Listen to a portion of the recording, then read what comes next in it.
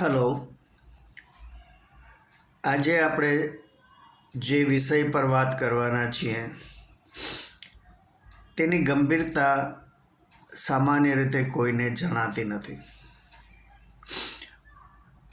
આપણે અનેક પ્રકારના વીમા લઈએ છીએ, જેમ કે જીવન વીમો, મેડિક્લેમ પોલિસી, અકસ્માતનો વીમો, વાહનનો વીમો, ઘરનો વીમો વગેરે.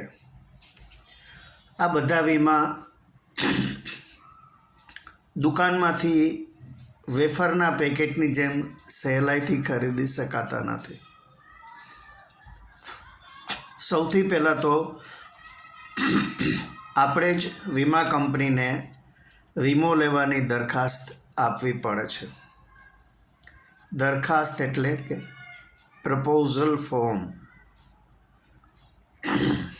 અને એ પ્રપોઝલ ફોર્મનો અભ્યાસ કરી વીમા કંપની તે જોખમ માથા પર લેવાનું પ્રીમિયમ જણાવે છે, જે આપણે ભરપાઈ કરીએ ત્યારે વીમા કંપની પોલિસી ઇસ્યુ કરે છે. અને એ પોલિસી ડોક્યુમેન્ટ આપણા અને વીમા કંપની વચ્ચે થયેલા કરારનો પુરાવો છે. આમ આપણે આપેલ પ્રપોઝલ ફોર્મ અને વીમા કંપનીએ ઇસ્યુ કરેલ પોલિસી બંને ખૂબ જ અગત્યના દસ્તાવેજ છે.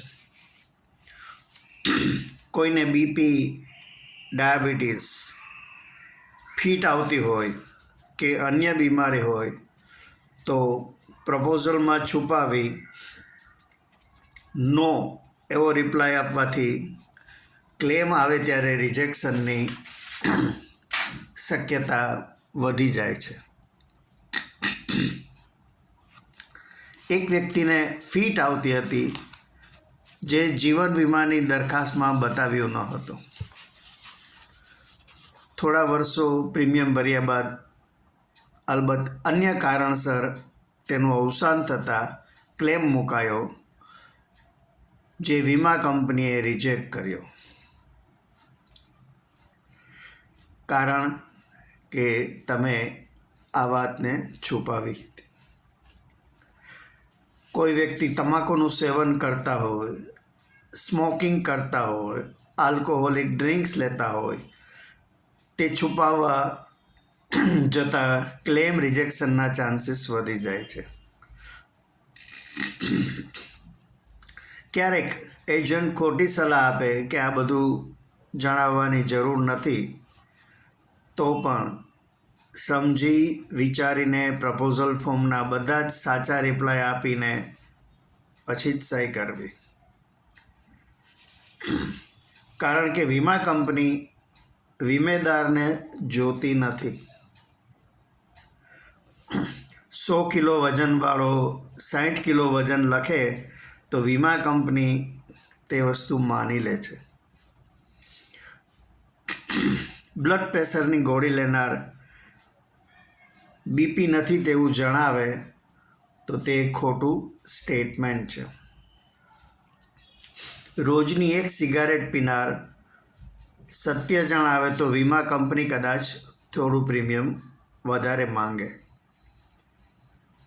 પણ પછી એ કારણસર રિજેક્શન થવાના ચાન્સીસ ન રહે. વીમામાં અરસપરસ વિશ્વાસ જ મુખ્યત્વે કામ કરે છે.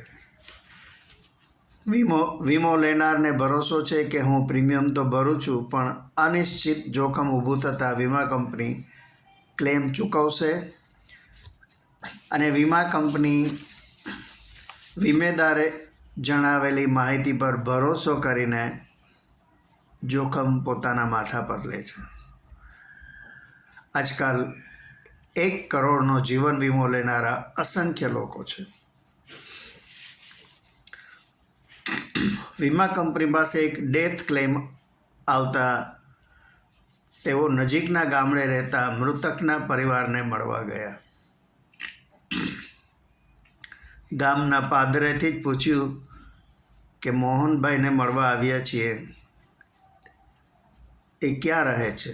ત્યારે લોકોએ કહ્યું કે તેમનું તો અવસાન થઈ ગયું છે. વીમા કંપનીવાળાએ ખૂબ જ આઘાત વ્યક્ત કર્યો અને પૂછ્યું કેમ એકાએક. ત્યારે કોઈએ કહ્યું કે તેમને ઘણા વખતથી ટીબી હતો, ઘણી દવા કરાવી પણ બચી ન શક્યા. એજન્ટ પ્રામાણિકતાથી સાચી સલાહ અને યોગ્ય માર્ગદર્શન આપે તે ખૂબ જ જરૂરી છે. કુટુંબમાં કોઈ હેન્ડીકેપ વ્યક્તિ હોય તો તેના ભવિષ્ય માટે એક ગેરંટીડ હાઈ રિટર્ન 10% વાળી એક નોબલ પોલિસી હતી. તેમાં એવું હતું કે વીમો લેનારે તે હેન્ડીકેપ ફેમિલી મેમ્બરના ભવિષ્ય માટે એક ટ્રસ્ટી નીમવાના અને વીમો લેનારનું અવસાન થાય ત્યારે વીમા કંપની તે ટ્રસ્ટીને જમા રકમ આપે.